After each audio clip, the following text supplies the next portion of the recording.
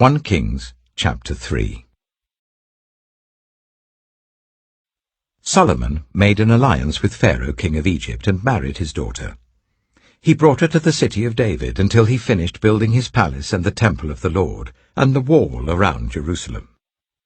The people, however, were still sacrificing at the high places, because a temple had not yet been built for the name of the Lord. Solomon showed his love for the Lord by walking according to the instructions given him by his father David, except that he offered sacrifices and burned incense on the high places. The king went to Gibeon to offer sacrifices, for that was the most important high place, and Solomon offered 1,000 burnt offerings on that altar. At Gibeon, the Lord appeared to Solomon during the night in a dream, and God said, "Ask for whatever you want me to give you." Solomon answered, "You have shown great kindness to your servant, my father David, because he was faithful to you and righteous and upright in heart. You have continued this great kindness to him, and have given him a son to sit on his throne this very day. Now, Lord my God, you have made your servant king in place of my father David, but I am only a little child, and do not know how to carry out my duties. Your servant is here among the people you have chosen, a great people, too numerous to count or number.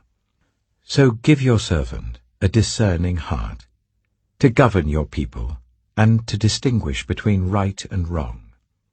For who is able to govern this great people of yours?" The Lord was pleased that Solomon had asked for this. So God said to him, "Since you have asked for this, and not for long life, or wealth for yourself, nor have asked for the death of your enemies, but for discernment in administering justice, I will do what you have asked. I will give you a wise and discerning heart, so that there will never have been anyone like you, nor will there ever be. Moreover, I will give you what you have not asked for, both wealth and honor, so that in your lifetime you will have no equal among kings. And if you walk in obedience to me and keep my decrees and commands, as David your father did, I will give you a long life."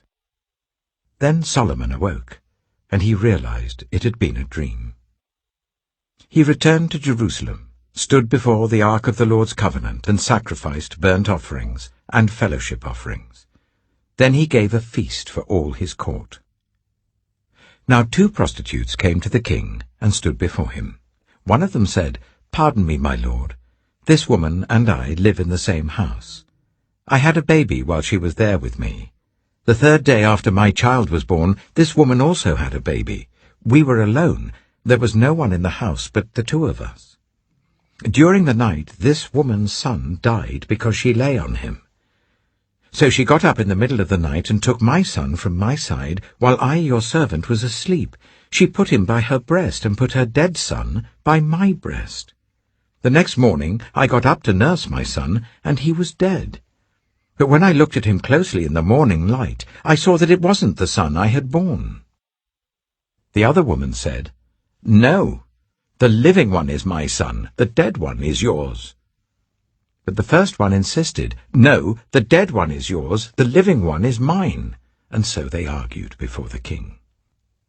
The king said, "This one says, 'My son is alive and your son is dead,' while that one says, 'No, your son is dead and mine is alive.'" Then the king said, "Bring me a sword." So they brought a sword for the king. He then gave an order, "Cut the living child in 2, and give half to one and half to the other." The woman, whose son was alive, was deeply moved out of love for her son, and said to the king, "Please, my lord, give her the living baby. Don't kill him." But the other said, "Neither I nor you shall have him. Cut him in 2. Then the king gave his ruling. "Give the living baby to the first woman. Do not kill him.